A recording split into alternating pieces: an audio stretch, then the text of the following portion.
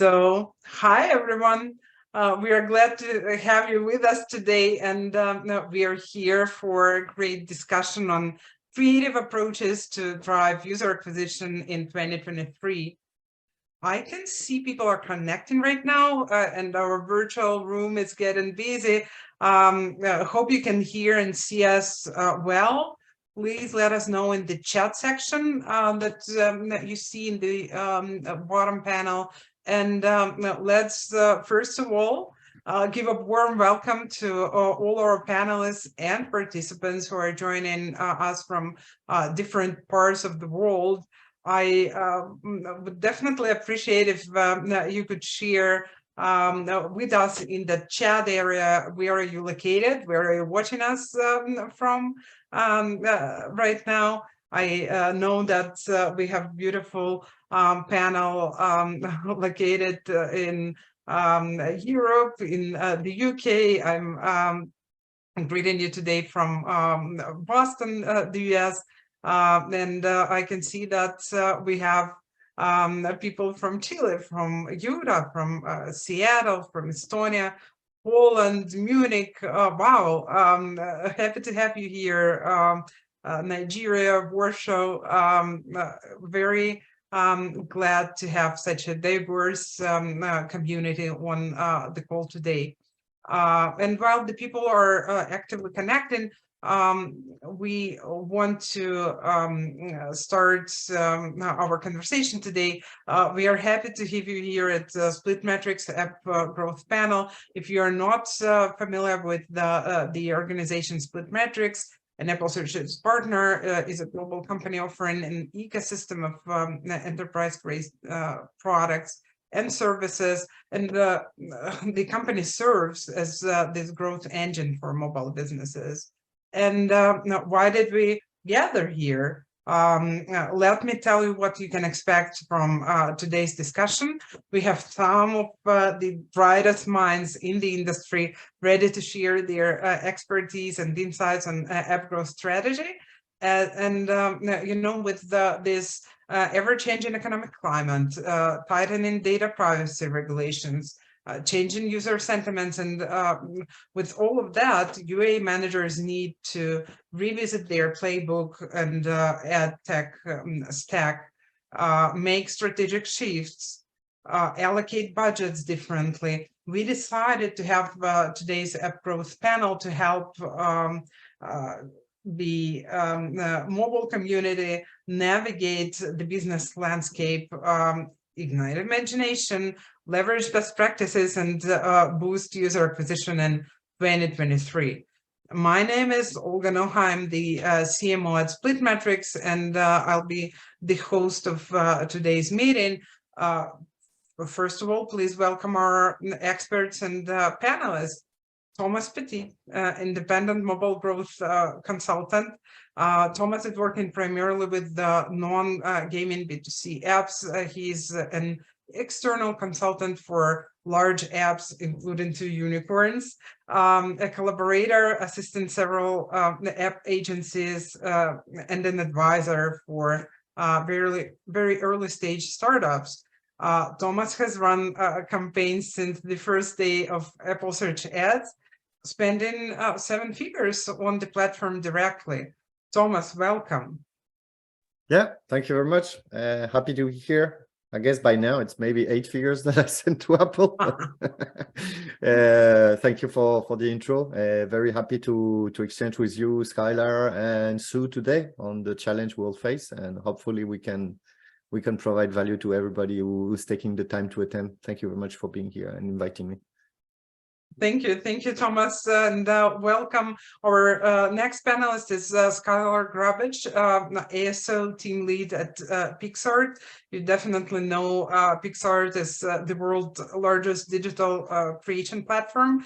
Skylar has a proven track record of growing and optimizing apps in the App Store and Google Play Store. At Pixart, Skylar is focused on creating and driving Pixar's ASO strategy with the aim of exceeding the company's target growth targets. Welcome, Skylar. Thanks, Olga. Yeah, nice to be here, guys. and looking forward to the webinar. Great. Sue Azari, industry lead for e-commerce at AppsFlyer. Sue is advising e-commerce businesses on their app strategies. She has 10 years of experience working with the e-commerce, having worked at the Very Group and Yux Net-a-Porter, leading on app growth strategy. Sue, thank you for joining us today. Thanks, Olga, for that lovely intro. And yeah, super excited to be here. And thanks everybody for joining in, and great to be part of this awesome panel as well. Thank you. And our expert in Apple Search Ads, Eugene Lisechka, Associate Sales Director at SplitMetrics. Eugene is a successful sales professional with the extensive experience of delivering sales within digital sector, complemented with the experience in SaaS, digital marketing, advertising technology, marketing technology, and data analytics. Eugene, thank you for joining. Thank you very much, Olga. And yeah, happy to be here, guys. As a part of a SplitMetrics team, I hope I'll be able to share some insight from the data that we have, but also share the trends within the industry. Thank you, guys. Thanks. And just before we start, let's take care of some housekeeping aspects. Once again, the purpose of today's panel is to help app growth experts achieve more with less by implementing innovative strategies, the tactics, and intelligent software solutions. Our experts going to cover that today. We want to make sure that you as an audience get the most out of this discussion, and feel free to ask your questions or share your thoughts in the chat section. In addition to questions that we prepared to our panelists, we will try to cover the questions from you, and if anything we won't be able to cover during this live conversation, we will make sure to follow up with the responses afterwards. And the session is being recorded, so we'll share it to all the registrants shortly after the panel, but I'm sure you know and appreciate the benefits of watching it live. And with this, let me open today's discussion. As we mentioned, the goal of the discussion today is to find some creative approaches when the resources are limited. And that's exactly the case that we see now. It's been almost 2 years since Apple rolled out iOS 14.5, changing the way how iOS app marketers can target and acquire new users. Google shared that Android is going to deprecate GAID, its user and identifier for advertisers by next year, 2024. Now news about potential TikTok ban in the US, and all of that together, especially given that rising costs of advertising, tightening competition, tech layoffs, that's not very promising at the first glance. But as we've all probably learned from times of the pandemic, from 2020, the Chinese word for crisis also has the meaning of opportunity. So the first question that I want to ask our experts today will be focused on channel diversification and this cross-channel approach, where the experts see the biggest opportunity for mobile companies there.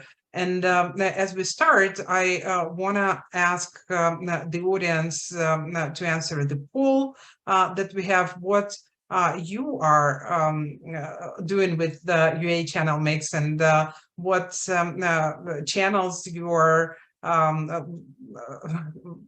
investing into this year. So that's the poll for the audience. And now get into our experts. Thomas, based on your experience and observations, where do you see the biggest opportunities for mobile companies in current setup? What traditional or alternative platforms and tactics can app developers and publishers consider for 2023 to get maximum return on their marketing investments?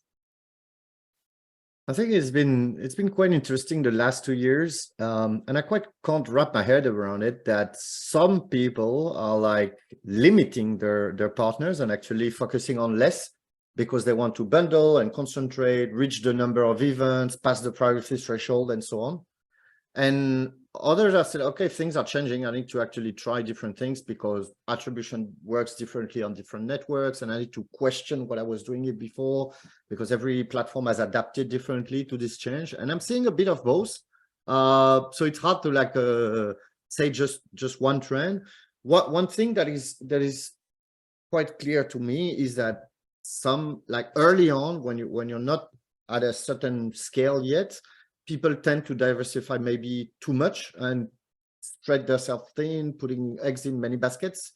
I guess at the beginning, when you don't have a large budget, it's probably best to focus on, like, I don't want to say proven channel, but like the usual suspects, let's say. So that would be Apple, TikTok, Meta, Google mainly. And then once you've got your basics covered, start exploring what works for your audience, for your USP, and so on. You don't need to start with 10 channels. I actually think it's a mistake. You don't have the budget for it. You don't have the skill for it. You can't handle the data. I think it's wrong. There's certainly a move towards like, because tracking is not what it used to be with the IDFA, towards channels that are less historically trackable. So that goes from podcast, influencer, TV, and so on. They're hard to handle. I mean, maybe influencer is for everyone, but most of the other ones, they're for already like scale-ups. Don't do it too early is my message. There's certainly interest toward that. I think the one that is pretty hot right now is CTV, connected TV, because it does offer like kind of very interesting audience, higher, more expensive TV. So really urgencies of purchaser, and measurability is certainly better than it used to be on traditional TV. So I'm seeing a lot of conversation going on there. But that's not a channel you want to start if your marketing budget is 50K a month. Like so get your bases covered. And then the truth is different channel works for very different apps, depending on the breadth of the audience you're targeting, depending on the country you are, because CTV might work really well in some and not the others. So it's hard to single out on one approach. I think most people should get their bases covered first, then go to more networks, typically the bigger networks, like lots of names. It's not I don't know, Bungle, AppLovin, Iron Source, and a bunch more, Liftoff, all the DSPs, and progressively expand.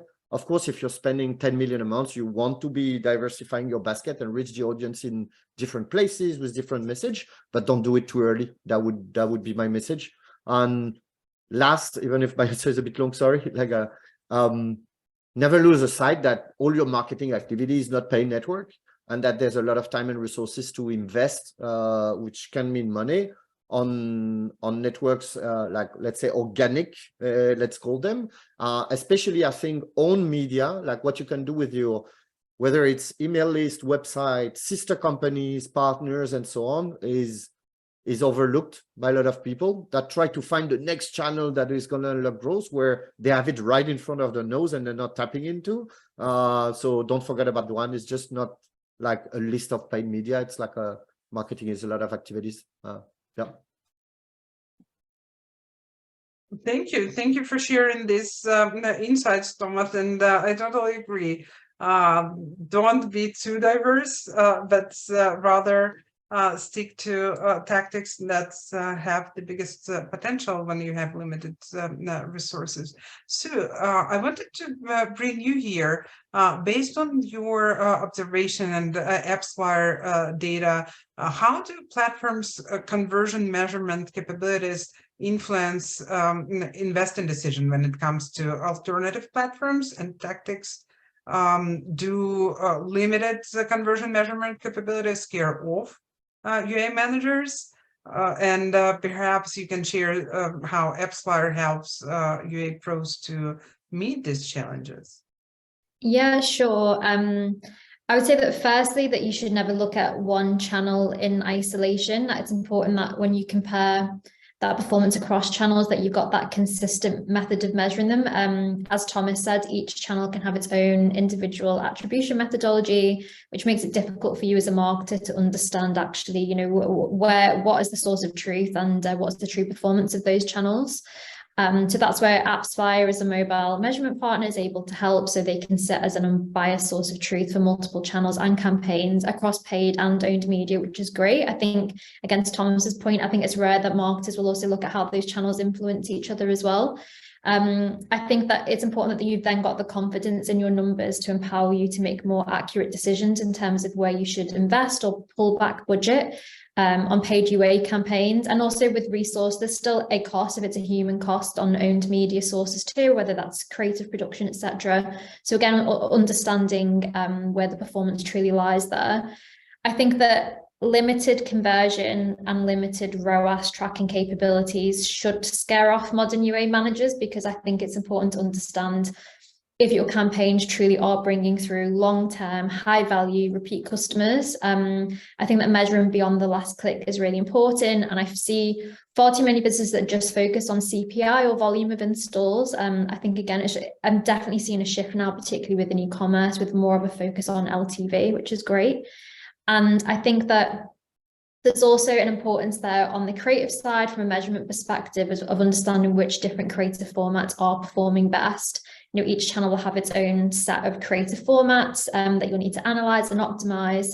And for instance, for video assets, like understanding, you know, what was that trigger point in the video? Did they convert 3 seconds in? Was that because there was a CTA at that point?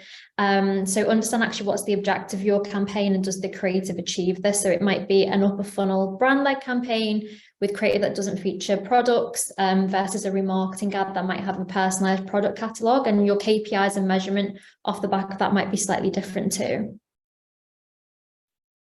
Thank you.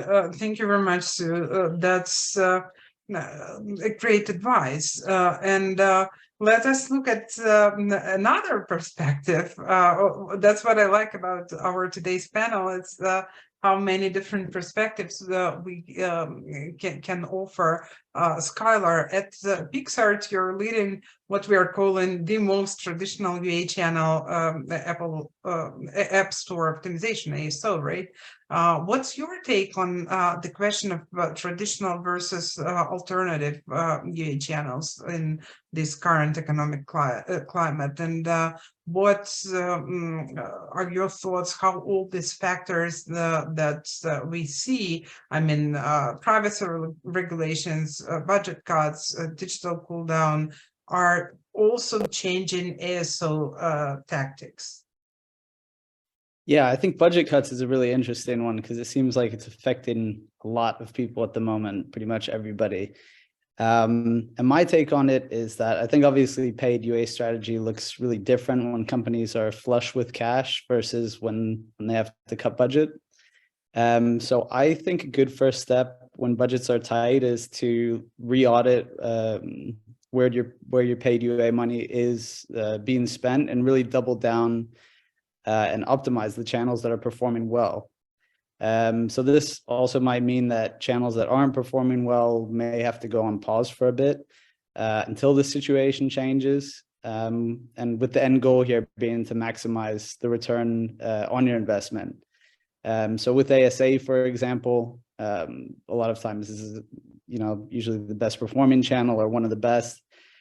You might be able to go in and find that you could actually be squeezing a bit more out of your search campaigns with just some minor tweaks and changes.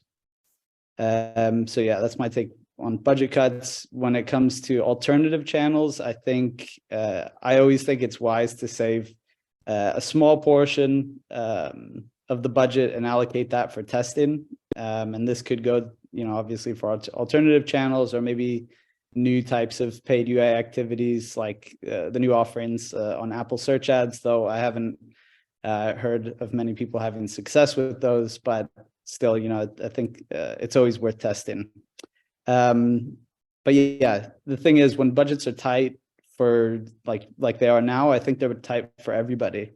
So when it comes to alternative channels, I think there might be some potential there to take advantage of lower costs, maybe because, you know, competitors are also pulling money out. And you might find something that actually works. Yeah, it could be that, you know, you find something and it is kind of just a temporary thing, but you might as well take advantage of it while you can. Is my take on it. And yeah, just kind of Thomas mentioned earlier about the CTV. I've also been hearing a lot about people seeing really good performance with that at the moment, and that's something that I would think would be really interesting to kind of test out. I agree, Skylar, and thank you for sharing that. Like everywhere in marketing, you would want to rely on proven channels, but still keep the room for experiments, even with the hardest times. Marketing is all about experiments. Thanks for sharing that. And Eugene, I want to bring you here too as an expert in Apple Search Ads, which is also a more traditional user acquisition channel. With the UA managers going cross-channel and rising competition in the digital advertising market, what trends do you see with the Apple Search Ads? Yeah, absolutely. So I think I agree with Thomas on this. I think people should look more into the traditional channels. It's like we can draw a parallel with the stock market, right? In the time of uncertainty, investors prefer to keep their, you know, less risk assets.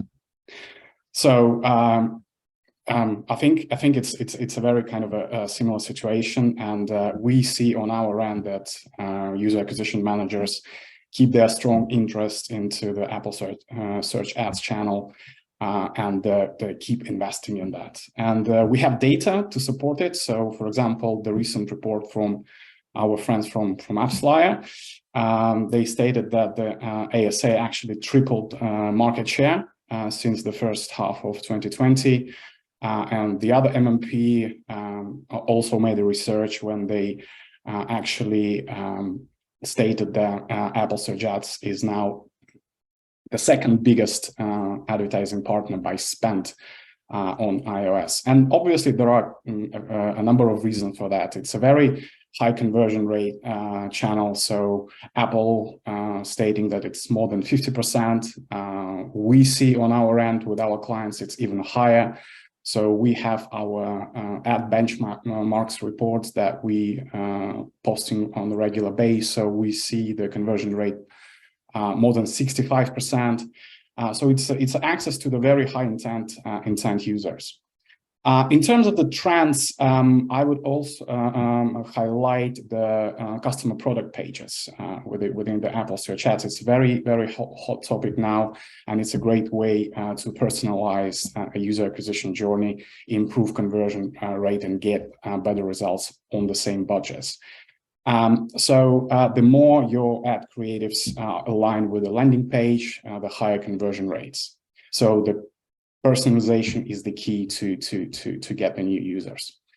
And obviously we can talk about the new ad placements from Apple, like Today tab is a placement the users see first when they open App Store. There is a perception out there that this is purely brand awareness ad placement. Our data actually have like some different insight on that. We found that there is a correlation in between running Today tab and then the kind of an increase in organic downloads within the next few days. Yeah, and also there is another feature you might also like section that allows advertiser to select relevant categories and subcategories to target and drive highly engaged users. And obviously, you know, ASO and ASA synergy, as Skylar mentioned, is very, very important. I think there's been a lot of conversation about that, but essentially it is true. You can improve App Store visibility, increase number of organic installs, optimize overall conversion rate, lower user acquisition costs. So, for example, we have a publisher, a gaming publisher called Rockbite. They actually run Apple search ads for one of their games, and they managed to improve their conversion with their organic ranking. And they managed to rank in the top 10 apps by starting with only 26 keywords. And after the campaign, they managed to grow 4 times by more than 100 keywords. Tremendous results. Thank you for sharing these cases, Eugene, because that's very important when we are talking about some resource allocation, right? Success stories of some other organizations who have done it well are very encouraging. So thank you for covering that. And before we move forward to our next topic, let's see the responses to our first poll and see where our audience is putting the most resources. So yeah, half of the audience says that they focus on main ad platforms like Apple Search Ads, Google Meta, and the almost half of the rest almost say that they are trying some alternative channels, but also rely on traditionals. So I understand it's important to stick to what is proven, but also grateful that the audience still keeps the door open to some new experiments with the alternative channels. Thank you very much for that, and let's move forward to the next topic. Let's talk about the balance between user acquisition and retention effort. All of us know probably the research that confirms that retaining customers is much cheaper than acquiring the new ones, and that improving retention by just 5% can drive profits up by 25%. And that's just one of many customer retention versus acquisition stats. So my next question to actually both the audience and our experts will be focused on investment into user acquisition versus retention. And let's launch the poll for our audience to get their feedback. Right now, I want to ask Thomas, when working with the app developers and publishers, you have this tremendous experience. Do you see a shift in focus from acquisition to retention? How do your clients tend to allocate their budget between these two aspects? I guess there is a shift in attention and focus. I wouldn't qualify it too much as a budget shift, because I think the resources are taken from like kind of different places. It's not so much about budget in terms of retention, but more resources you allocate, hiring more and better tooling for life cycle, and more of a product topic than it is really a marketing topic. There's, of course, if you're sending shit traffic, retention might drop, but there's so much you can do as a user acquisition manager about retention. I think for a long time, I mean, retention in apps is usually scary, like for everyone. What's revealing is you look at the top tier apps, like the really best of the best out there, like, I don't know, from Duolingo to Angry Birds to whoever, like really the top. And it's not like they're retaining 50% of their user after 3 months. Like the retention in apps is brutal. But now it starts being more of a let's say we were playing with feeding the top funnel because it was easy and so on. And suddenly, because budget are more constrained, is what we're actually doing with this is more of a topic. It's not new. It's just like the conversation is back. I think there's not really a battle between both because it's never or question, should I invest here or there? It's always an and question, but there's definitely a question of resources. And I guess in many times it transforms from investing a budget into acquisition, into invested in people and tooling, into building for maybe also more the midterm. The thing is, everyone's want to have a higher retention, but retention is the compounding effect of so many things you're doing, from customer support to the performance of the app, like if it's crashing, from the sources of traffic, not just the product experience, but like the sum of a lot of efforts that are really cross-department, that it's really hard to say, okay, we want to lift retention by 10%, but it's a little bit on everybody. And the thing is that this is a mid-long-term effort. Like, it's not like I'm hiring a consultant for a month and suddenly retention is going to go up. But it's really hard to bet on longer-term efforts in hard times. Typically, when cash is short, a lot of people are like, okay, we need to bring whatever brings more in the very short term. And moving retention in the very short term is like a close to impossible challenge unless you had big leaks and you can close them, which is always good, and you should do it. So I think actually at this moment, a lot of people are talking about investing in retention, but a lot of people are not making the proper investment that would yield after a long period because it's a long bet. And those who do might end up in an advantage in the midterm because they did invest at that time. But it's a really hard consideration to make. And in my experience, like apps that have the best retention in the long term, they end up winning, even if their campaigns are shit and some stuff is not perfect. But it's a really hard metric to move. Finding proxy to move them, I guess it's a constant effort. What I am seeing is a lot more focus on the monetization side than before. Again, not as a competing factor in budget against acquisition or retention, but more as an area of focus.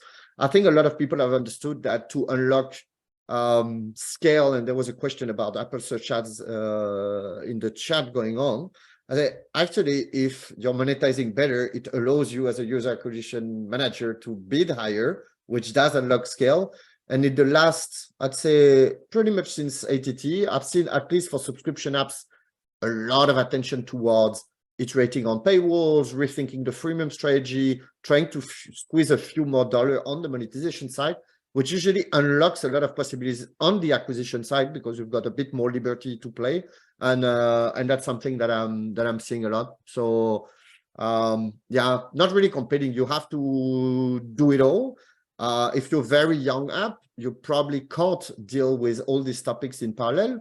Maybe try to do sprints or quarter where you make a big focus on one area and then you move to the other, trying to get all the low-hanging fruit in each. I work with a company that is less than 10 people that did like a full quarter on improving their monetization, like paywall and so on. Then the next quarter on virality. They have this quarter about performance because they're really convinced that if the app is more fluid and works on more device, it will help retention. So they're doing like this kind of focus by time because they know by less than 10 people, they can't do all of it at the same time. I think maybe for smaller organization, this is a good thing to do. If you're a bigger organization, you definitely want to be investing in all of that in parallel, which is the tricky bit. If you do everything, maybe you do nothing great. So here's the deal about priorities.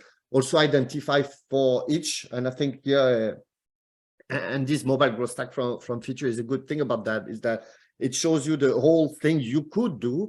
The whole point of it is not to check every box, but to actually identify which are the boxes that I'm really weaker and that could unlock the most potential.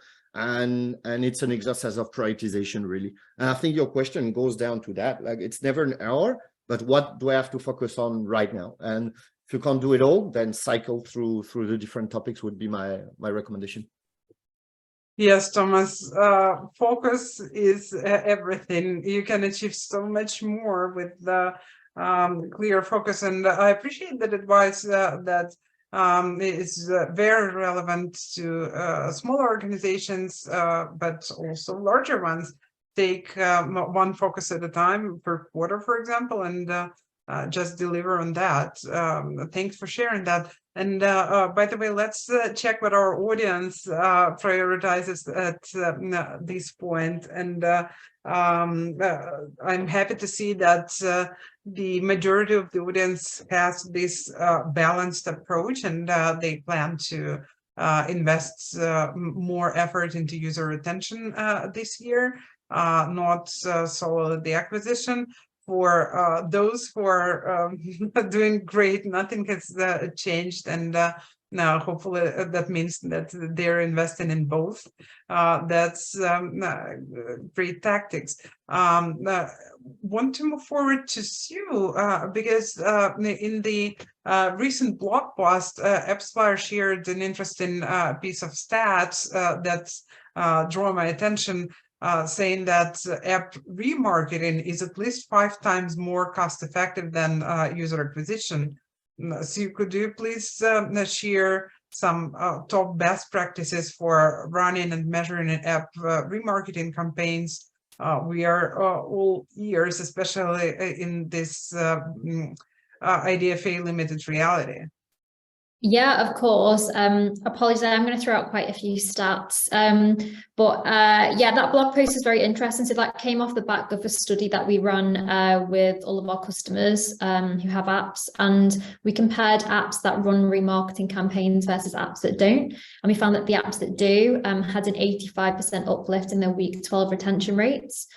And a few reasons for this, almost 1 in 2 apps are uninstalled within 30 days. We're finding that app abandonment after single use is on the rise. App retention is dropping, given that there's intensified market competition. So, regaining even a small portion of your lapsed users could be, a really major win for your bottom line. In terms of tactics for this, so we've seen the use of owned media has really grown. So it's grown 360% year on year for AppsFlyer customers. And the growth of this has really been driven by 2 things. So one of those are iOS 14 changes. So marketers are focusing on web to app strategies where they can retain user level measurement without the need for IDFA, which is the identifier for advertisers. The other reason for that is that, given economic pressures, particularly for e-commerce brands, they've seen a lot more scrutiny of paid budget. So they've started to rely more heavily on owned media. And e-commerce in particular has always been sort of more heavy on the CRM side as a marketing tactic anyway. But owned media through marketing is really effective, and best practice remarketing campaigns will be very segmented. They'll target those high intent purchase users. So looking at in-app events, so users who've added to basket and not transacted, or they've viewed certain product pages, and then sending them a personalized reminder via channels like push notifications or email campaigns. And we've seen that some of the highest converting owned media channels for remarketing include the likes of email, push, SMS. We've also seen QR codes be used in quite an interesting way, particularly on offline marketing. So we've seen some great success with this with an e-com client in the US called Albertsons. They're a grocery store brand, and they wanted to migrate in-store users who previously had the app back online via the app to transact there. So they placed AppsFlyer QR codes at the bottom of every store receipt, which also added the benefit of seamless deep linking user journeys through to the app too. And after 2 months, they saw 1.2 million app visitors just from that campaign, which is amazing. And the QR code campaign was responsible for 53% of all of their non-organic app visitors. And they saw a 12% increase in their monthly active users as well, which is great. So definitely, I think, remarketing is key. To Thomas's point before around it being everyone's responsibility, it's so true, because there's, as he said, you can't just drive through, high volume, low quality users. It depends on the product experience, the onboarding experience. So what I've seen work well in the past as well is a combined effort from a cross-functional point of view. So having product, owned media marketing, paid marketing teams who will have a quarterly goal that's focused on moving retention rate to a certain target, and they'll have a combined effort of that also being all of their responsibility too. Awesome. Thank you very much for this helpful response and very insightful stats. I always appreciate it because it helps at least gives some benchmarks what to expect. Thank you for that. And Skylar, we want to know your take on two subjects here. First, well, user acquisition is not typically associated with ASO, but we are sure you're tracking retention metrics for your channel. How can ASO support user retention and engagement? So that's first part of the question. And second, do you work closely with your paid UA team at Pixart? And if so, could you please share some best practices on how to make the most out of this kind of cross-departmental partnership? Yeah, definitely. I think Thomas got the tough question in regard to retention, but I'm happy to share some best practices and kind of my outlook on it. So, yeah, retention. You're right. We are actually keeping tabs on it. It's not traditionally associated with ASO, I guess, but yeah, we definitely keep tabs on it. And it's not really a great long-term strategy to just focus on purely driving more and more users into the app if you can't keep them around. But that being said, I think a lot of the work towards improving retaining users just really relies on how well you've laid out the experience for them within the app. But I still do think ASO can still support in a couple ways. So one of those being to make sure your value props, these are just like best practices now, but making sure your value props in your store listing are really aligned with what your app has to offer and highlights the things about your app that people really find valuable. So in other words, not misleading users in the store listing, that's first and foremost. You can even go as far as testing assets with the goal of improving retention metrics.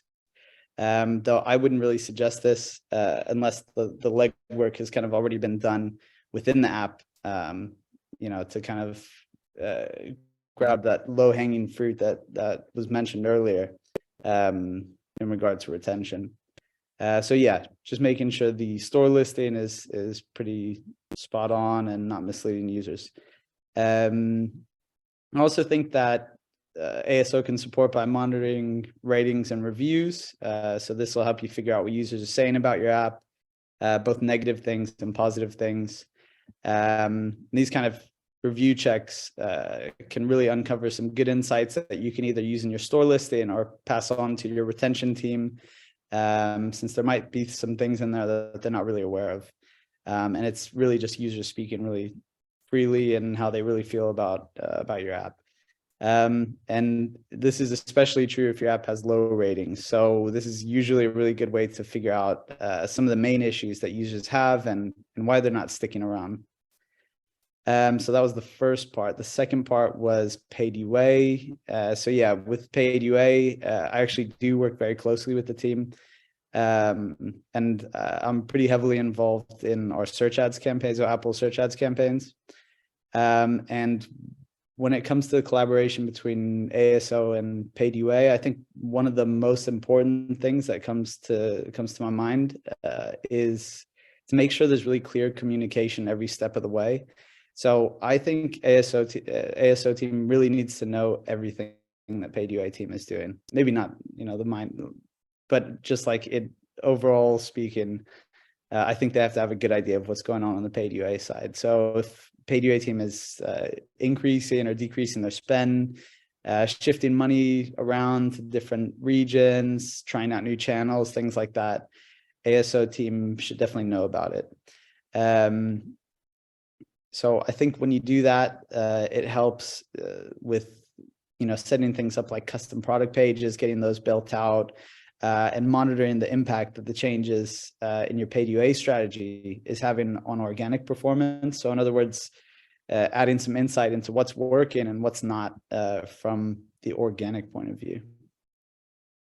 Thank you for sharing that, Skylar. We see the same with our other customers, the closer collaboration between the ASO and paid UA team, the better potential results can be. So thanks for sharing your insights here. And now, Eugene, I want to bring you here as well, and let's talk about win-back campaigns in Apple Search Ad channels. You as an expert in Apple Search Ads, what do you see on the market? Do you see advertisers double down their efforts and budget on these type of campaigns, win-back campaigns? And what are your recommendations and best practices here? Yeah, absolutely.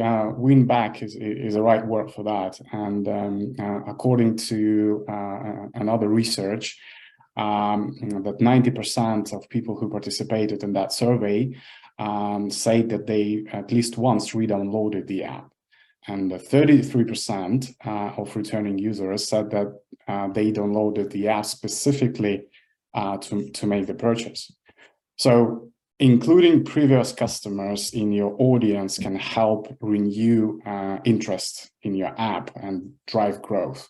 So basically, you're targeting users who already know your brand well, and such campaigns usually have higher conversion rates and lower CPI. I don't want to go deep into the details, but somebody asked in the chat about the kind of best practices. So make sure that you have a proper campaign structure. So there are kind of two ways. You can either include returning users to the all users campaign, or you can create a dedicated campaign to manage your reacquisition budget separately. So there is no kind of a one size fits all approach, but the general rule is to spend 60 to 70% on the customer acquisition and 30 to 40 on retention. Some clients do like slightly different breakdown, like around 50-50. So also promote, you can use it to promote the new features and offerings. So you want returning users to see what's new since the last time they used your app. So it's a great way to adjust the description, add previews, change the screenshots, highlight new feature or updates, probably talk about like some offerings and seasonality, etc. Thank you, Eugene. That's very helpful, and appreciate sharing the insights on how we can work with that audience in Apple Search Ads channel. To summarize, I know that we only have time for probably one more question, and that's when thinking about how we can do more with less resources. The first thing that I have in mind is automation, as well as using artificial intelligence in order to help, again, do more with less. And let's talk about it.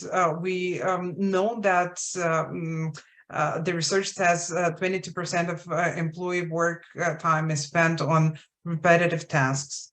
40% of times is spent searching for and organizing data and details. Manual processes cost businesses tons of dollars per year, and that's why automation comes in place. We now have smaller teams, tight resources. We need some focus in works, as we discussed previously, and we are still in need to be delivering the same results. That's definitely the case when AI and automation can be a great solution. And I want to ask your expert opinion about it. Let's start with Eugene. I have a question about intelligent campaign and bid management solutions, as we are talking about user acquisitions. It seems like not all of the app marketeers are ready to rely on autopilot capabilities before they actually know what's under the hood. How are these capabilities getting better amidst the boom of AI? How do they improve and win the trust of AI marketeers? App Sure. marketeers? Yeah, so I think, yeah, Olga, you're absolutely right. So UA managers, they're very cautious when it comes to kind of a new technology, especially like automations and optimization, UI, etc. We see a lot of that out there. However, when it comes to Apple search ads, we've built and been polishing our algorithm for 8 years now. So we sure have quite a few stories to tell. And I think there are two aspects of automation slash machine learning to this. One is kind of a more granular way when you can use automated optimization and set up a specific automated rules for the large complex campaigns. So we have a lot of examples when companies come to us with a very kind of a complex, big account structure. Like, for example, company iSharing is a location sharing app in the US. They've been doing very well in the US, and they wanted to expand to the Asian market. They invested like a lot of time and a lot of resources to manage manually that campaigns. So we helped them to set up the optimization for the whole account. We created more than 100 rules for the whole account, and the result was fantastic. They managed to increase the engagement in some countries in APAC by 81%, and even in the US, where they already kind of hit the ceiling, they managed to increase the engagement by like over 18%. So this is more about kind of a rule-based automation, but when it comes to the AI and machine learning, it's kind of a slightly different story.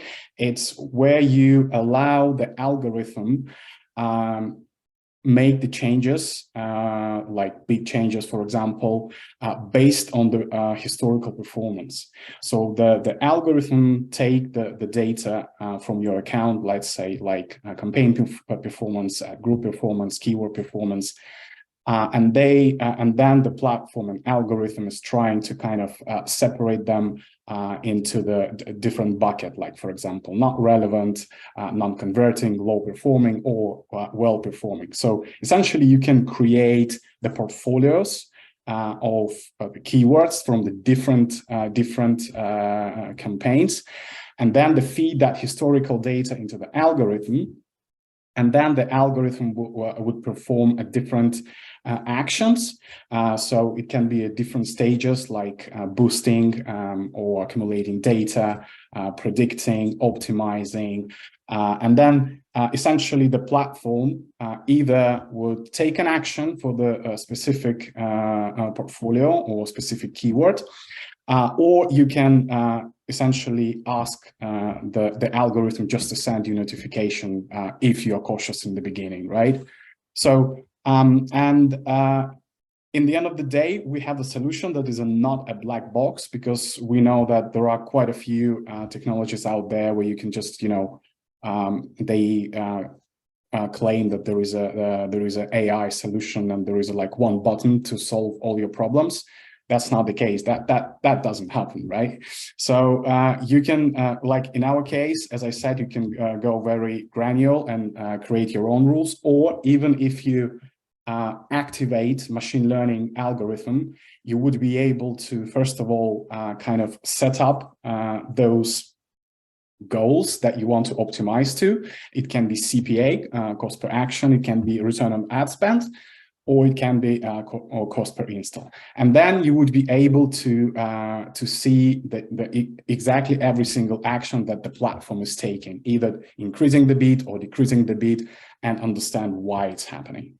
So just to clarify, what is the difference between AI and automated optimization? Thank you. I appreciate both approaches because they all are huge time savers for us.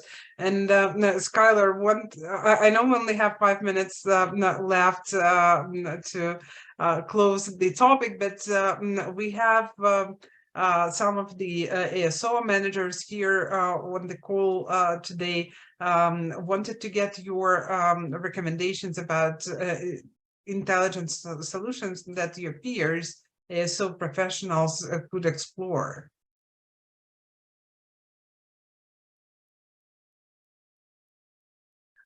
You're muted, Skylar. Okay, yeah, I was doing so well, but there it went. Yeah, I was saying off the top of my head, I think ChatGPT has been pretty useful. So I've actually used that myself. I use it to save time. So creating text assets for like anything. It could be like descriptions or short descriptions or like event titles and copy and things like that, or even screenshot copy. And I think a lot of people have probably already started to leverage that one. But I also have heard, and somebody mentioned it in the chat, that ChatGPT is pretty good for like analyzing ratings and replying to reviews and things like that. And I think that also sounds interesting, though I haven't really experimented with that much. But yeah, I also heard you can use it for like keyword research, keyword optimization even. So I think it's interesting to test out. I can't really speak to the keyword research and keyword optimization side to see if it's really effective, but yeah, it's something worth testing out. And the other one is, I know SplitMetrics Acquire, like we obviously work with SplitMetrics Acquire, and you guys have recently released the AI bidding feature, and that was introduced to us recently. I hope that's not like a secret or it's not live yet or something, but it's something that was introduced to us, and I think it sounds really interesting. I'm looking forward to playing around with that.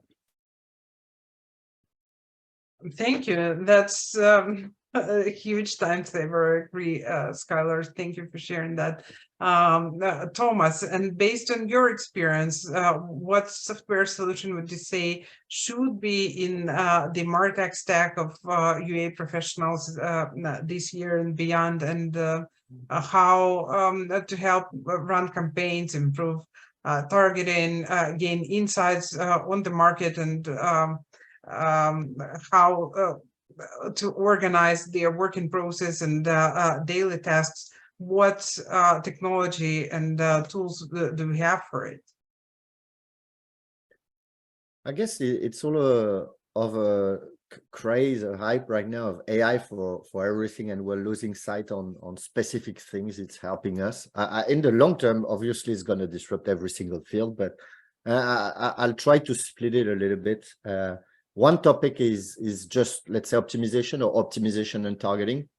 I think the sophisticated platforms, so let's say Facebook, Google, TikTok, the ones that have the smart campaign, also the ad networks, they kind of already taken this on their side. Like there are a lot of tools, and they've claimed they were doing AI for 5 years, and I'm questioning what was behind, but a lot of the platform are doing the heavy work for us.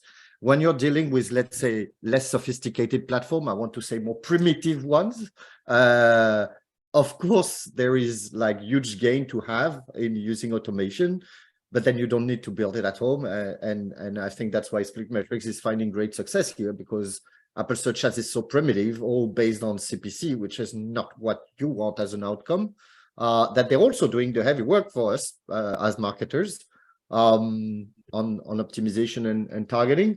Also, a few companies that are bullshitting a lot about the AI compatibility, and there is this meme going on that is like you lift up the mask and it's just a if then this kind of thing below. But my message is, if the platform is not doing it for you, handle it to a third party that can, because there are yield there. And it's not exactly new, this. I mean, Facebook and Google have been doing this for 5 years, but we're not all focusing on this.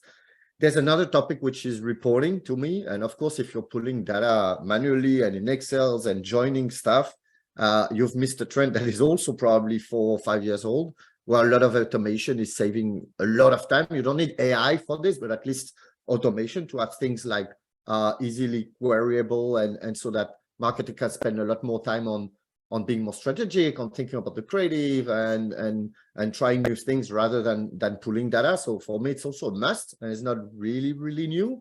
And then there's the creative side. And on the creative side, I think like these first tools we have, they're mostly text and images.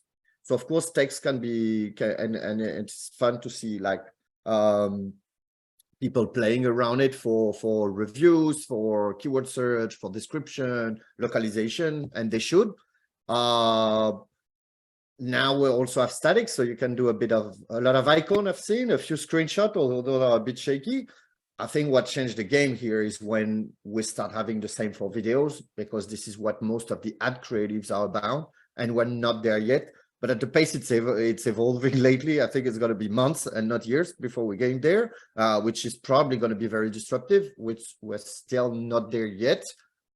The thing about, like, for me, I don't put a dichotomy between I completely leave the control to AI or I'm doing it manually, even though on the platform it's all to AI a lot of the time. Like, and you see SplitMetrics designed it a lot differently than Google or Facebook did it. Of, okay, give it all, just give me the budget, I'll do it all. And you've got the option of directing the machine learning where you want to, and that's what I see as instead of the dichotomy. I think the best teams are the one who are going to be directing machine learning and AI in the right direction. I think it's in chess, like the first machine were fully autonomous, and eventually like models that were built between AI and Grandmaster actually overbid them. Probably a wrong example, because I think there's a next generation that is beating all of those Grandmaster on its own without any human intervention. But it's still my point that if you're directing it the way that is profitable for you, it's better rather than a full black box, which might be better in a few years, but we're not there yet. And so it's not about all leaving control, but about picking where you want it to go, and which is what we're doing now with ASO and icons. But for me, what I'm really looking forward as a big changes when it comes to video creation. And if I had to guess, I would say this is like at max a year ahead. So yeah, let's keep posting on that. That's true, and thank you, Thomas, for covering all that in the details. That's an important aspect to consider, a year max. Stu, the question goes to you now. We all see all those memes on the internet about the marketeers struggling to measure their iOS campaigns and multi-channel campaigns. In your opinion, what does the future of measurement and optimization look like? And what we can expect in a year or so? Sure. Whilst I wish I had a crystal ball, my best guess would be, as you rightfully said at the beginning, there'll be much more of a continued focus on user privacy. Google Privacy Sandbox is coming next year. It's already in the beta phase. So for anyone who might not be familiar with that and what it means, it will be a restriction of device and user level data on Android devices, following similar footsteps to iOS 14. So I think that focus on deterministic models and ways of aggregating silos of data for opted out users and having a single source of truth for measurement will be really important. And I think that with the direction that I've seen from some of our customers is that there is definitely more of a diversification of budget across multiple media partners and channels. And also much more focus on being able to prove the incrementality of activity, particularly if it's a new channel and particularly for remarketing as well. So I think it's really important to have that cross-platform measurement in place. and an understanding of user journeys, which are becoming increasingly more complex as there are more channels and new channels like CTV. So we'll start to see, I think, more brands use media mix modeling and attribution together to understand the impact of marketing tactics on their return on investment.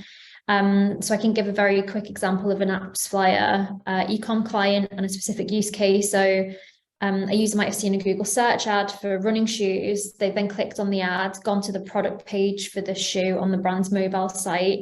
The impressions recorded, but the user didn't make a purchase in that session. And then later that day, they then go onto their phone, decide to download the brand's app because they heard that the brand has a loyalty program on the app and they can get points for their purchases. So they launch the app, search for the shoe, make the purchase. And in this instance, using cross-platform measurement, the conversion is attributed to Google Ads rather than organic as a source. So I think being able to get that full view will become even more important for anybody that doesn't have that today. And then definitely AI and predictive analytics will play a much stronger role to allow marketers to make better campaign decisions, and also looking at predicted performance of campaigns through early indicators of success and based on success of similar campaigns. So AppSci does actually have a predictive analytics tool as well, which has been really helpful for marketers. That's a great case. Thank you, Sue. It shows how important the right measurement is and attribution. So thanks for sharing that. It's a great panel today, and I appreciate all different perspectives based on your area of expertise. Just to summarize for our audience, please give us your top 3 recommendations on the creative ways to drive user acquisition in 2023. Just these core takeaways from today's conversation. Skylar, would you mind starting first? Yeah, definitely. I can. I'll just try to be quick here. I'd say, yeah, first audit your paid UA efforts. Focus on what's working, figure out how you can further optimize those, but also still save a small portion of your budget for experimenting with alternate channels. For your store listing with retention, support your retention team, look into the reviews and the ratings, figure out what people are saying, figure out why they might not be sticking around, what issues they have with the app. Make sure store listing is accurately reflecting what your app has to offer and what people like about it. And yeah, play around with the AI tools. I still need to do a lot of these things myself, but yeah, play around with the AI tools and see if you can find something that saves you time and kind of like helps you out. Thanks. Great top recommendations. Sue, what are your top 3 takeaways? Yeah, sure. So I would say have a diversified media mix, but have also a test and learn approach. So particularly use uplift tests to understand the incremental value of campaigns on new channels. And then make sure that you utilize creative as a lever for user acquisition success. So ensure that you've got format first creatives that are suited for each channel, that you're refreshing creatives and not letting them fatigue, and then utilize all of the creative placements and formats that are available by channel. Obviously, most importantly, be able to measure those and understand what they're driving in terms of your KPIs. Thank you. Very good advice. Eugene, the floor is yours. Yeah, sure. Well, I'll be really quick. So I think that the Apple Search Ads is a perfect fit if you're prioritizing performance and revenue over the growth at any cost, since you're obviously targeting high intent users with a higher LTV. The second, I think what we discussed a lot is ASA and ASO complementing each other and working together. So we definitely need to make sure that, you know, those teams talk to each other, they understand the needs. And the last one is, again, AI-powered technology. It actually allows achieving more on the same budget with the smaller teams. Thank you. Great advice. Thomas, let's hear yours. Well, I second my fellow panelists in iterating on creative. Like, never underestimate the value you can unlock with them. a small difference in impression to install ratio can really unlock not just cheaper CPI, but huge scale. It's always worth investing more in creative no matter what, even outside of paid, like for SO, but for paid in particular, like obviously, even in product for copy. So that would be one. Two, KPIs are shifting, like we mentioned optimizing for install.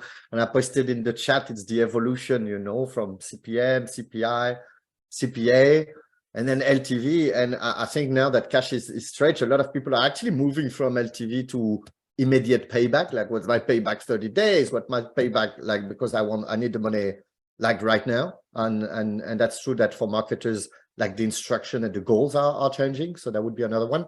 And yeah, we talk a bit about AI, but also automation, not just AI, like, don't be afraid, embrace early. Our roles are shifting for sure, but they're not vanishing, unless you're not embracing, and then your role might vanish. So better jump in early and evolve with the trend. It is exciting too. If it is frightening, but it's exciting too. So let's jump on it and see how our roles evolve. There will always be place for human imagination and skills. So I think it's an exciting time to be here, even though the environment and the goals might be stretched and sometimes a bit stressful if you see that things are not going the right direction. I still think it's an exciting time to be an app marketer overall, with all these tools and toys and changes. That's true. Very exciting times. Challenging, but exciting. It's always room for growth. With that, I want to thank everyone for participation. Thank our panelists for their insights that definitely are helpful to revise your UA strategy in 2023. We try to be proactive with responses to your questions in the chat, but if we didn't have a chance to cover anything, we will follow up additionally. And appreciate your participation on today's call. Thank you very much. Thank you.